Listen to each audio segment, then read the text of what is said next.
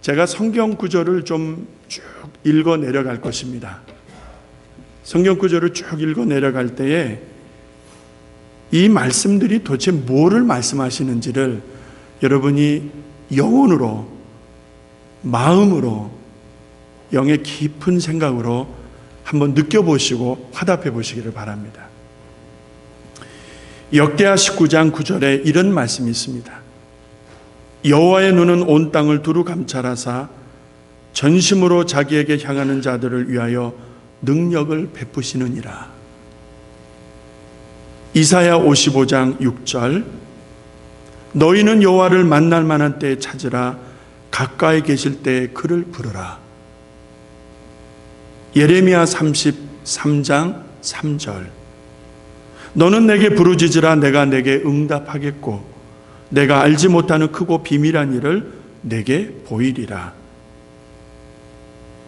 마태복음 6장 6절 너는 기도할 때 내 골방에 들어가 문을 닫고 은밀한 중에 계신 내 아버지께 기도하라.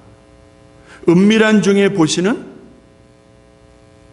내 아버지께서 갚으시리라. 마태복음 6장 33절 너희는 먼저 그의 나라와 그의 의를 구하라. 그리하면 이 모든 것을 너희에게 더하시리라. 누가복음 18장 7절 하물며 하나님께서 그 밤낮 부르짖는 택하신 자들의 원한을 풀어주지 아니하시겠느냐. 저희에게 오래 참으시겠느냐. 요한복음 15장 7절 너희가 내 안에 거하고 내 말이 너희 안에 거하면 무엇이든지 원하는 대로 구하라. 그리하면 이루리라. 빌립보서 4장 6절 7절 아무것도 염려하지 말고 오직 모든 일에 기도와 간구로 너희 구할 것을 하나님께 아뢰라.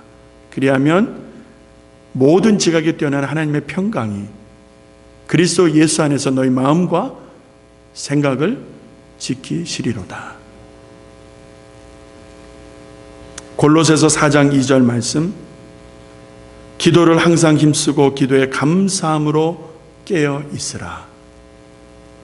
마지막 히브리서 4장 16절 말씀 그러므로 우리가 긍휼하심을 받고 때를 따라 돕는 은혜를 얻기 위하여 은혜의 보좌 앞에 담대히 나아갈 것이니이다.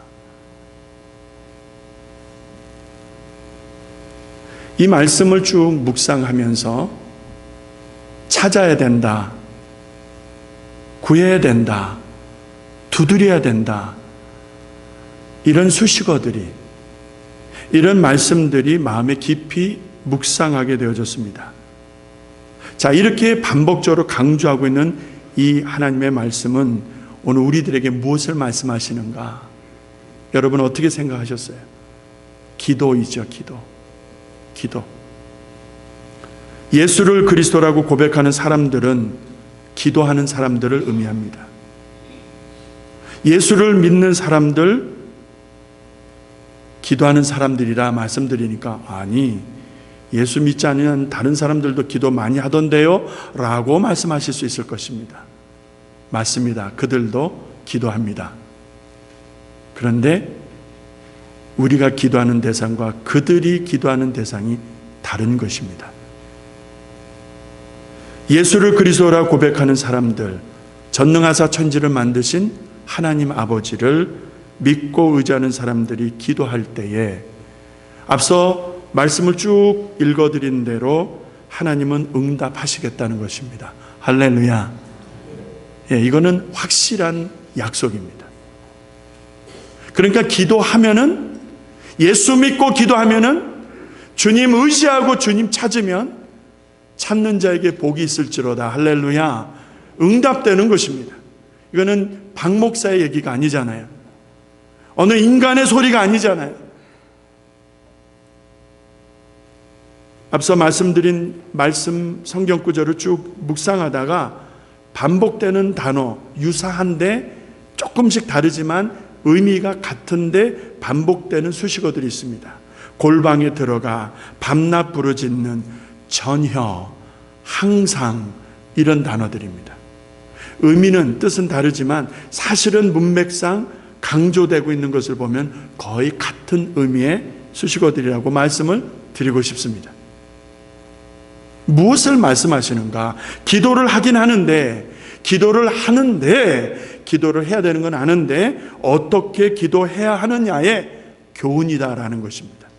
그냥 내 마음대로 기도하는 거, 우리들이 모여서 으쌰으쌰해서 기도하는 거, 그것도 기도라고 생각할 수가 있을 것입니다. 그런데 그런 거 말고 이렇게 반복적으로 나오는 수식어만 묵상하더라도 하나님 우리에게 주시는 교훈이 있다라는 거예요. 그게 뭔고 하니 간절해야 된다는 거예요. 골방에 들어가라는 말은 뭡니까? 식음을 전폐하고 항상 전혀 이런 말들이 뭡니까? 여러분, 간절하다는 거 아니겠어요? 그냥 기도해도 되고 안 해도 되고, 하자니까 마지못해서 하고, 안 하면은 장로니까, 안 하면은 목사니까, 사람들에게 인정받지 못할 때니까 정치적인 계산해가지고 기도하는 척하는 사람들,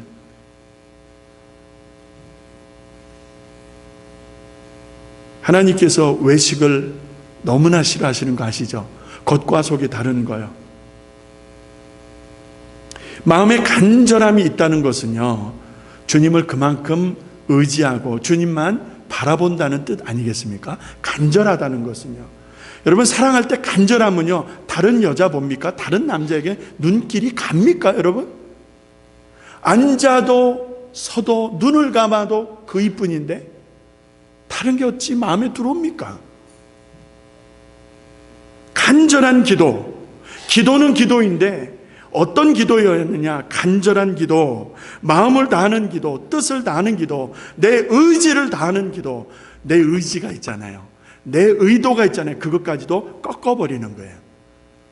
내 온 몸과 마음과 의지와 뜻을 다하여 내 하나님을 사랑하듯이 하나님 앞에 기도할 때에, 그렇게 기도하는 자에게 주님이 가까이 계시는 것 믿으시기 바랍니다. 예. 그런 교회가 능력 있는 거예요. 그런 교회가 기도로 무장되어 있으면은요, 성전에 벌써 들어가면 알고, 아니, 정확하게 얘기하자면은 파킹장에 벌써 들어올 때부터 느낌이 다릅니다. 온몸이 떨리는 거예요. 하나님의 임재가 있기 때문에.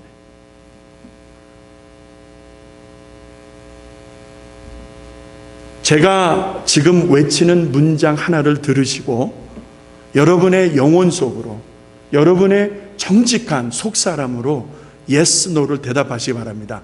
침묵으로, 옆에 사람들은 안 들리게 자기 혼자만 알게 yes or no 답변하시기 바랍니다. 나는 간절한 기도를 한다.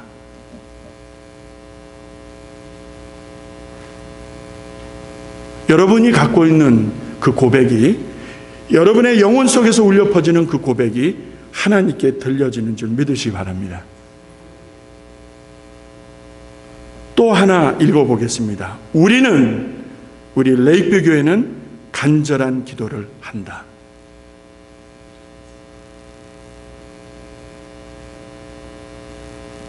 간절한 기도가 왜 이렇게 중요한 것입니까? 왜 간절하게 기도해야 되는 것입니까? 주님이 원하시기 때문에. 전능하셔서 천지를 만드신 하나님이 그 기도를 받으시기를 원하시기 때문에, 간절한 기도를 받으시기를 원하시기 때문에, 성경에 간절하게 기도했던 예가 또 하나 나오더라고요. 나중에 한번 꼭 찾아보십시오. 열왕기상 18장하고 그 말씀을 풀어서 예로 든 것이 야고보서 5장 17절 18절입니다. 들어보십시오. 야고보서에서 나오는 말씀, 엘리야는 우리와 성정이 같은 사람이로되 그가 비가 오지 않기를 간절히 기도한즉 3년 6개월 동안 땅에 비가 오지 아니하고 다시 기도한즉 하늘이 비를 주고 땅이 열매를 내었느니라 라는 말씀, 이 말씀은 열왕기상 17, 18 그 역사적 배경을 두고 있으니까 한번 같이 읽어보시면 이해가 더 쉽게 되리라고 봅니다. 근데 중요한 것은 야고보 사도가 이 예를 들면서 표현하기를 간절한 기도를 드린 엘리야라고 말을 합니다. 어떤 기도라고 했어요? 간절한 기도. 간절한 기도를 드리니까 3년 6개월 동안 비가 안 와버리는 거예요. 이번에 대한민국의 메르스 때문에 굉장히 어려웠었잖아요. 그렇죠? 나라 경제가 주저앉을 정도로 그 여파가 대단히 컸거든요. 정말 컸습니다.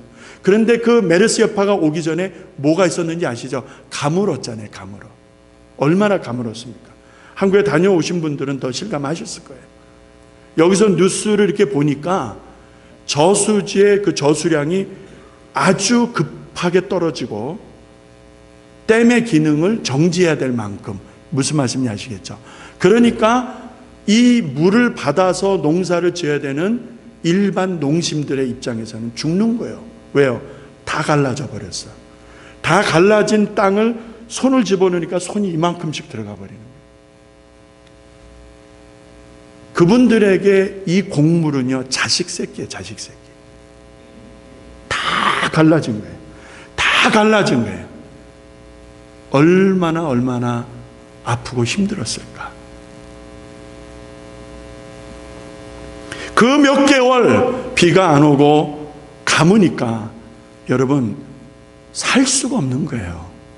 농작물이 다 타가지고요, 말라 비틀어져서 타버려가지고 울더라고요. 어느 농부가 울면서 얘기하는 거예요. 이거 보라고. 취재 간 사람 앞에서 우는 거예요. 우는 거. 어떻게 해야 되느냐고.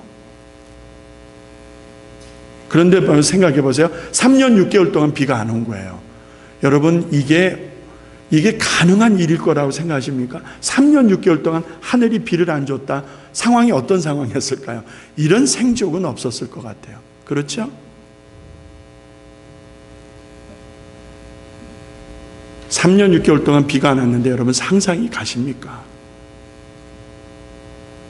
이게 우연히 이렇게 된 것이 아니고 무슨 저기압 고기압 저 어느 지역에서 뭐가 생기고 어느 지역에서 어떤 기류가 생기고 이런 의미가 아니고요. 하나님의 말씀을 보니까 하나님의 사람, 성령의 사람, 기도의 사람 엘리야가 비 오지 않기를 하나님 앞에 구하는 거예요. 그런데 야고보 사도의 증거로 보자면은 그가 간절히 기도했을 때에 하늘이 비를 주지 않았다는 거예요. 얼마 동안? 3년 6개월 동안. 간절한 기도, 이렇게 힘 있는 거예요. 간절한 기도, 이렇게 능력 있는 거예요. 하나님의 마음을 흔들어 버리는 그런 파워풀한 기도. 그가 다시 기도하니까 하늘이 비를 주는 거예요. 여러분 우리가 얼마나 잘났습니까? 하늘이 비를 안 주면 우리가 살 수 있을 것 같아요?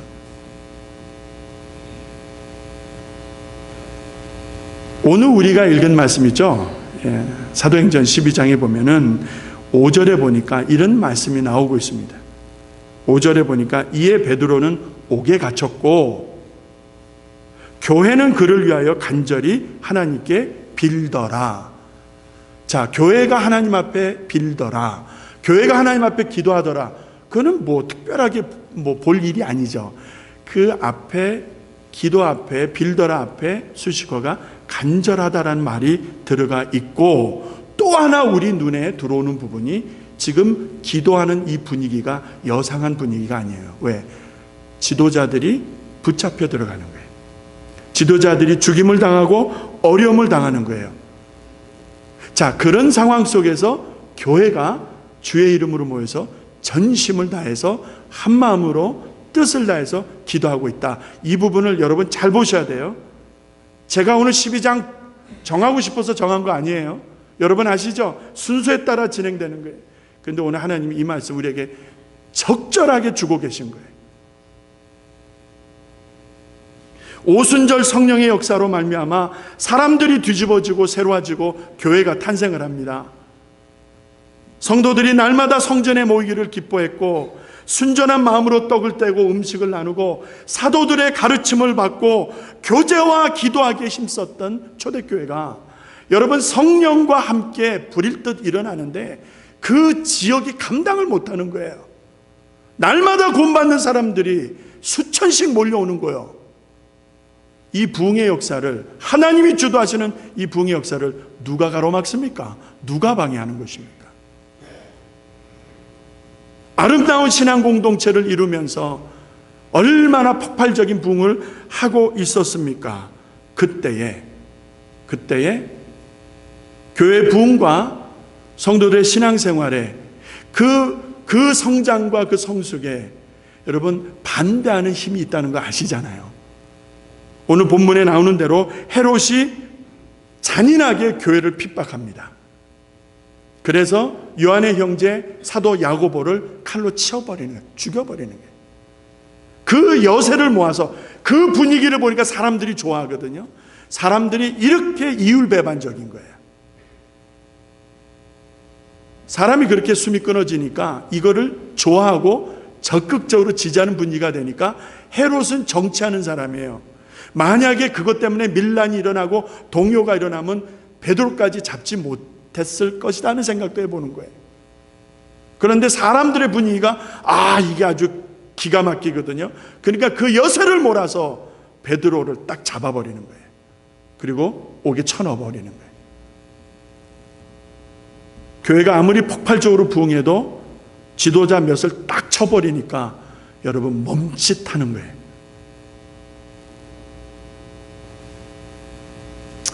이쯤 되면 싸우지 않는 조용한 교회 가서 조용히 신앙생활하는 게 좋겠다 해서 짐을 싸는 교인들이 많습니다. 이 교회 저 교회로 제각기 흩어지는 교인들이 거반다라고 해도 과는 아닐 듯 싶습니다. 서로 싸우는 정도가 아니죠.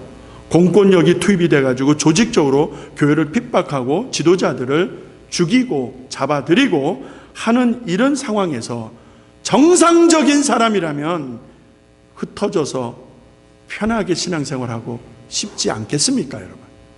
저 같아도 그리할 것 같아요. 지긋지긋한 거예요, 싸우는 게. 그래서 조용한 교회를 찾아 뒤에서 편하게 예배드리고 싶은 마음이 간절할 것입니다. 그것이 똑똑한 교인의 단면일 것 같아요. 그런데 오늘 5절 말씀이 제 마음을 얼마나 흔들어 놓는지 몰라요. 베드로가 옥에 갇혔고 그 앞선 말씀에는 요한의 형제 사도 야고보가 순괴피를 뿌리는 참혹한 박해가 일어나고 있는데, 그런데 거기다가 설상가상 베드로까지 끌려 들어가 버렸는데 이젠 죽은 목숨인데, 그런데 교회는 나옵니다. 5절에 교회는, 교회가 뭐예요? 이 건물이 교회가 아니라 이 말이죠. 제자훈련 받으신 분은 다 아시죠? 교회는 건물이 아니에요. 그래서 건물을 지칭할 때는 교회당 하는 거예요. 교회라고 할 때는 예수를 주라 고백하는 사람들 혹은 사람들의 연합, 사람들의 모임을 교회라고 하는 거예요. 그래서 초막이나 궁궐이나 그 어디나 주 예수 계신 곳이 하나님의 나라 천국인 줄로 믿습니다. 교회는 예수를 믿는 사람들이 모인 곳이 교회예요. 많은 사람들이 교회 당을 교회로 생각하니까 이 건물 하나 서로 주인 되려고 싸우는 거 아니겠습니까? 5절 말씀이 뭐라고요? 베드로가 옥에 갇혔어요. 그런데 교회는, 여기서 교회는 바로 예수 믿는 사람들은, 예수 믿는 사람들은, 예수께 기도하는 사람들은 그 자리를 떠나지 않는 거예요. 보세요. 교회는, 예수 믿는 사람들은 그를 위하여, 옥에 갇힌 사도 베드로를 위하여 간절히 하나님께 빌더라. 여기서 간절하다는 말은요, 정직하다라는 표현이 있습니다. 아시겠어요? 영어 성경에 보면은 정직한 기도라는 이런 의미로 또 해석이 가능합니다. 그러니까 형식적이고 가식적이고 화려한 미사어구를 쓰는 인간적인 말 말고 진정한 하나님 앞에 드리는 고백, 그 기도를 교회가, 성도들이 옥에 갇힌 베드로를 위하여 하나님 앞에 올려드리고 있었다 이 말입니다. 지금 얼마나 어려운 순간입니까? 아까 장로님도 말씀하셨지만 위촉 뭐예요? 위촉 즉을발? 몰라. 그 단어가 아주 지금 적절한 거예요. 아주 위기가 그래서 그 터지기 일보 직전이란 말이에요. 지금 교회가 그런 거예요. 지금 남은 무리들을 싹쓸이할 수도 있는 그런 상황이다 이 말이지요. 그런데 그들이 교회에서, 그 교회당에서 혹은 그 모인 곳에서 기도에 전혀 힘쓰고 있는 것을 보면서 얼마나 부러웠는지 몰라요. 베드로 목사님은 목회를 참 잘하셨구나. 교회가 어려운데, 교회가 힘든데 성도들이 기도에 힘쓰고 있는 거 보니까 베드로 목사님은 목회를 잘하셨구나.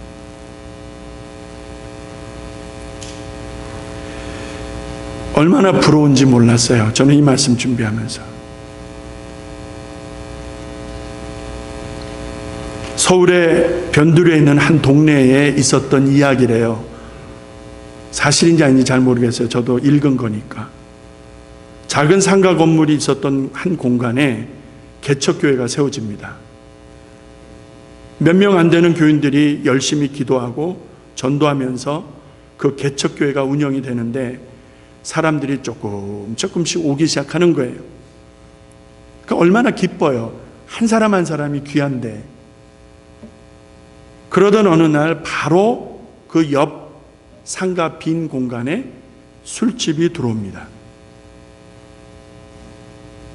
문제는 저녁마다 문제가 되는데 한쪽에서는 빈들의 마른 불같이 시들은 나의 영혼 하나님 앞에 기도하면서 찬송하면서 울부짖는 거예요. 근데 나지막하게 벽 하나 사이 두고 들려오는 거죠. 이름도 몰라요, 성도 몰라. 찢어지는 색스폰 소리에 야시러운 노랫소리가 교회당 안으로 흘러들어옵니다. 저 마귀 새끼들 물러가게 하시오. 하나님 앞에 교회가 기도하는 거예요. 아시겠습니까? 마귀 새끼들 물러가게 해달라고 교회가 금식하며 기도하기 시작합니다. 그러던 어느 날 그 술집에 불이 나서 홀라당 타버렸대요. 다행히도 인명피해, 재산피해가 없었다는 거예요. 문제는 지금부터입니다. 술집 주인이 옆집 교회를 고소를 합니다.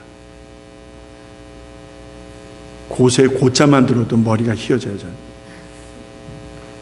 새벽이든 밤이든 날마다 마귀 새끼 물러가라고 기도하는 소리를 들었겠지요. 그래서 일어난 일이라고 술집 주인은 주장하는 것입니다. 재판이 있던 날 판사가 양측에 묻습니다. 술집 주인, 불이 난 이유는요, 불이 나서 홀라당 다 타버린 이유는요, 저 사람들이 기도했기 때문이요. 단호하게 확신에 차서 외칩니다. 저 사람들이 기도해서, 하나님이 응답해서 저 사람들이 기도해서 되어진 일이라.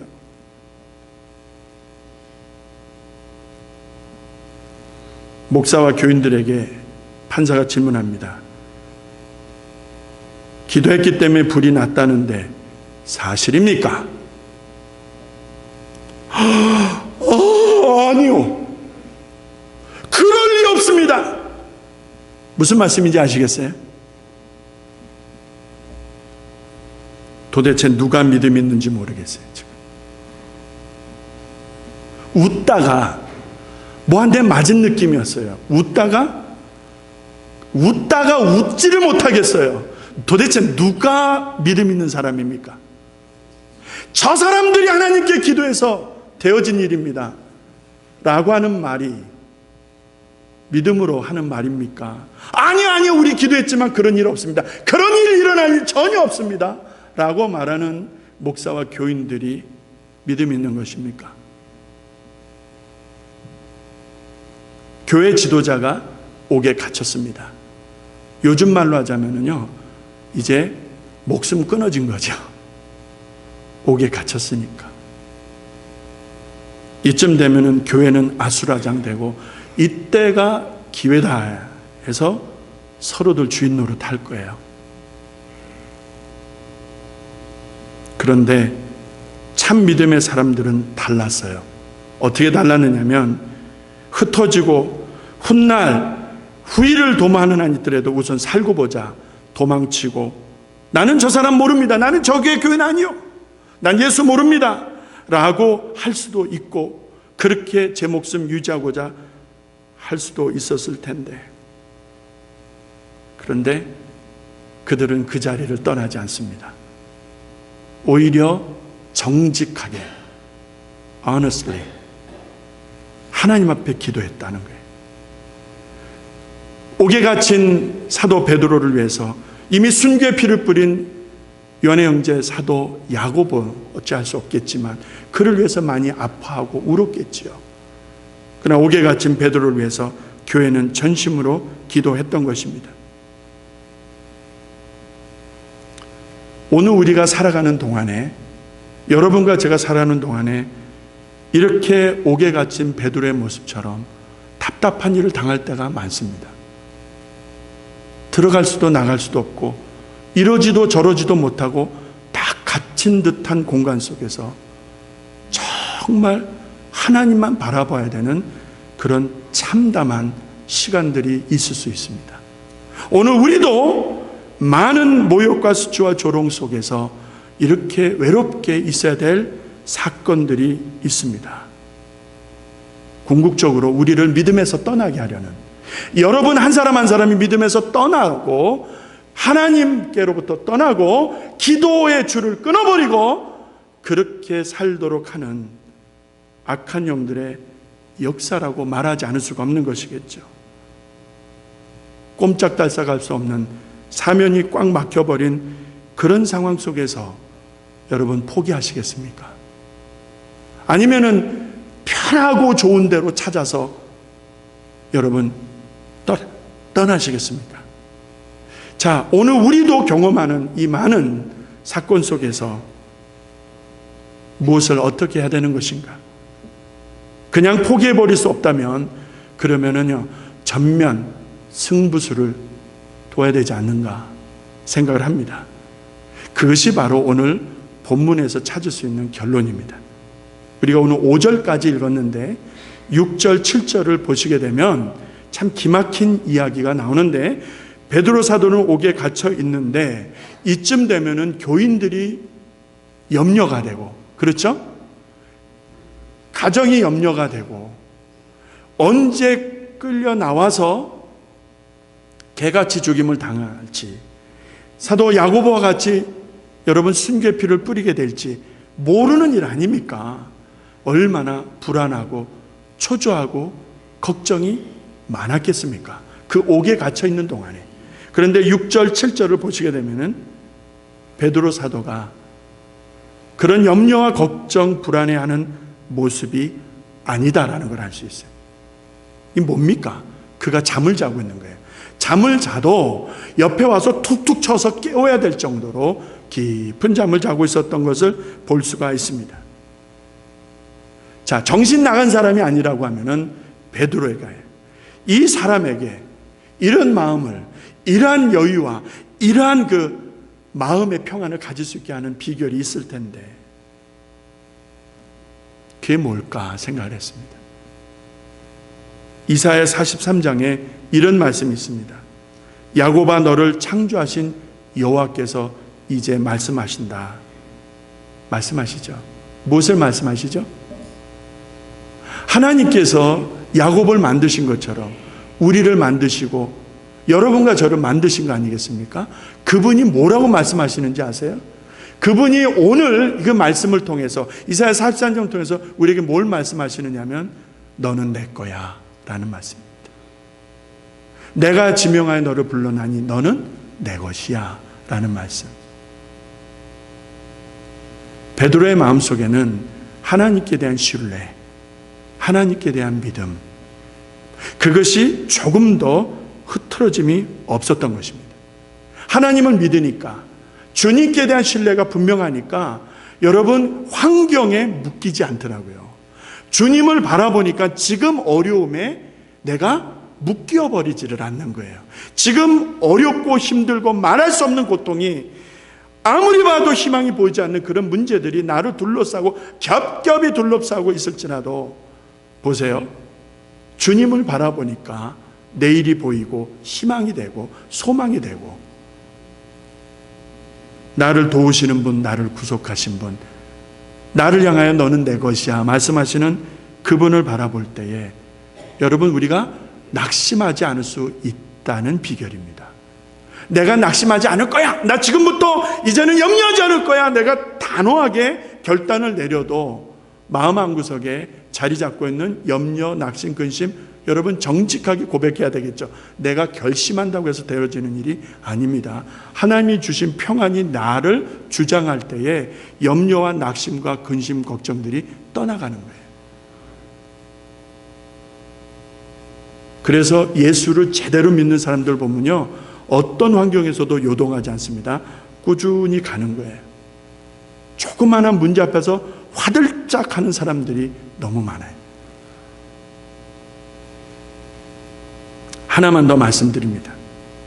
7절 말씀에 보니까 어떤 말씀이 나오느냐면 호련히 주의 사자가 곁에 섬에 라는 요 말씀이 저는 너무 은혜가 되더라고요. 호련히 조용하게 아무도 모르게 고요한 가운데 내 옆에 와 계시는 영이신 하나님. 하나님이 보낸 사자가 베드로 옆에 서시는 거예요. 그 장면을 이렇게 묵상할 때에 만인이 나를 둘러 진치고 나를 대적한다 할지라도 다윗이 여유가 있었던 비결이 뭔지 아십니까? 하나님이 함께 하시는 것을 알았기 때문에. 호련히 주의 사자가 곁에 서서 옥에 갇힌 베드로 옆에 서 있어서 그를 도우시는 것을 볼 수 있었습니다. 주님의 사자입니다. 주님이 보낸 주님의 사자입니다. 그가 인생을 의지하고 어떤 상황을 의지해서 그 고난의 현장, 낙심된 상황을 극복하는 것이 아니라 전적으로 하나님이 보낸 사자, 하나님께서 그곳에 함께 하심으로 베드로를 살려내시는 그 역사를 우리가 보게 되는 것입니다. 보라, 내가 세상 끝날까지 너희와 항상 함께 할 것이라 라고 말씀하셨죠. 마태복음에서. 그것이 뭐예요? 처녀가 잉태하여 아들을 낳을 것이요 그 이름을 임마누엘이라 하리라 하셨으니 무슨 말입니까? 하나님이 우리와 함께 하시는도다. 마리아가 아기 예수를 갖고 아기 예수를 낳을 때에 여러분 천사를 통해서 들려진 말 임마누엘이라 할 것이라. God is with us. 하나님이 우리와 함께 하신다. Always. 항상.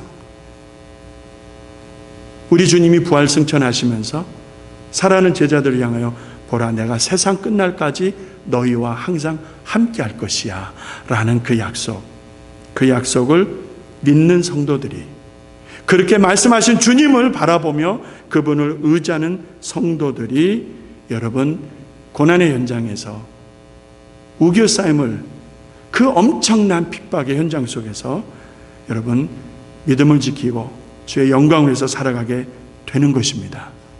환난 날에 누가 나를 도웁니까? 내가 돈이 없고 인기도 떨어지고 아무것도 없는 빈털터리가 되어보세요. 인생들이 날 찾아오나? 안 찾아옵니다. 고통을 당하고 어려움을 당해보니까 사람들에게는 인기가 없습니다. 절망의 끝자락에서 누가 나를 이해하고 돕습니까? 절망의 끝자락에서 누가 나를 아십니까? 누가 나를 도우십니까? 만약에 그것이 사람이었다면 저는 목회할 수 없었습니다. 목회 현장에서 만나는 수많은 문제들 속에서 아마 제가 머리가 터지든지 미치든지 중간에 어떻게 요절이 나든지 그렇게 됐었을 거예요. 그런 저의 연약함을 아시는 주님께서, 주님이 나의 도움이 되어 주셨고 동반자가 되어 주셨고 위로자가 되어 주셔서 그때를 넘기도록 그렇게 이끌어 주신 우리 주님, 그분으로 말미암아 제가 목회할 수 있었습니다.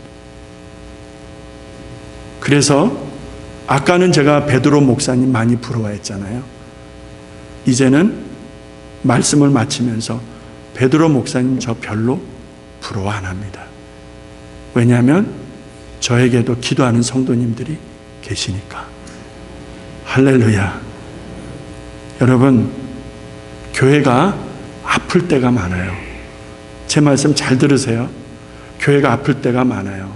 뭐 이거 바꾼대 저거 바꾼대 하는 소리를 조각조각 듣다 보니까 속도 상하고 염려도 되고 섭섭도 하고 눈물이 나실 수도 있어요. 우리가 해야 될 일이 뭘까 생각을 해보았습니다. 우리가 하나님 앞에 전심으로 기도할 수 있다면 상대방에 대한 믿음과 신뢰를 조금 더 익스텐드해서 기다려주는 마음으로 기도하고 하나님을 의지할 수 있다면 하나님이 이 문제를, 이 일을 아름답게 풀어가시고 매듭지시고 영광을 나타내실 터인데, 그런데 우리가 그 하나님을 의지하지 아니하고 불평하고 원망하고 패가 갈리고 그런다면은 하나님이 우리 안에서 영광을 받으실 수가 없지 않느냐는 거죠. 우리 교회는 긴 아픔 끝에 세워진 하나님이 사랑하시는 교회입니다. 하나님이 목적하신 바가 있어서 여기까지 인도하셨어요. 저는 그거 압니다. 여러분, 박 목사가 여기서 얼마나 목회를 더 할 것 같아요? 몰라요, 저도. 근데 제가 아는 거는요, 인생이라는 것, 목회라는 거는요, 계주입니다, 계주. 계주 아시죠? 바톤을 가지고 뛰는 거예요. 일정 기간을 내가 막 뛰어가는 거예요. 그 바톤을 다음 주자한테 딱 넘겨줄 때까지가 저의 일입니다. 아무 욕심이 없어요. 그러나 그 바톤을 제 손에 들고 있을 때는 최선을 다해서 뛰고 싶어요. 최선을 다해서 그 앞을 향해서 달려가고 싶어요. 우리 성도님들이 이해해 주시고 박수 쳐 주시고 마음을 모아 주시지 않으면 그 일을 못해요. 하나님께서 허락하신 그 기간까지 그 계주를 잘 맞춰서 우리 교회가 우리 성도님들과 함께 이 시카고의 좋은 교회로 우뚝 설 수 있기를 간절히 바라면서, 여러분, 지금 기도할 때입니다. 말을 아끼고 나의 생각을 아끼고 주장을 아끼고 기도하면서 좋은 생각, 좋은 의견들 마음껏 우리 목회자들과 나눠주시기 바랍니다. 항상 열린 마음으로 듣고 있습니다. 우리 교회를 사랑하시는 우리 하나님께 영광을 돌립니다. 기도하겠습니다. 하나님 아버지, 간절히 기도할 때에, 교회가 주의 이름으로 간절히 기도할 때에 응답하시고 역사하시는 하나님, 그 자리가 사지와 같았을 터인데 야고보가 순교를 하고 베드로 사도가 끌려가 옥중에 있는데 성도들이 얼마나 두려웠겠고, 이제는 그들도 죽은 목숨이다 걱정이 앞섰을 터인데 전심으로 기도하며 간절히 주님 앞에 빌었던 아름다운 모습을 보았습니다. 하나님, 기도하는 성도들, 기도하는 교회가 되도록 인도해 주시옵소서. 어떤 문제를 만날지라도, 어떤 답답함이나 의견이 분분해서 교회에 어려움이 있다 할지라도 기도하는 사람들인데, 주님을 사랑하는 사람들인데 전심으로 기도하고 간절히 기도할 때에 합력하여 선을 이루게 하시는 하나님께서 우리 안에서 아름다운 일로 역사하실 줄로 믿습니다. 오늘도 내일도 귀한 역사에 동참하는 우리 교우들 하나님 축복하여 주시옵소서.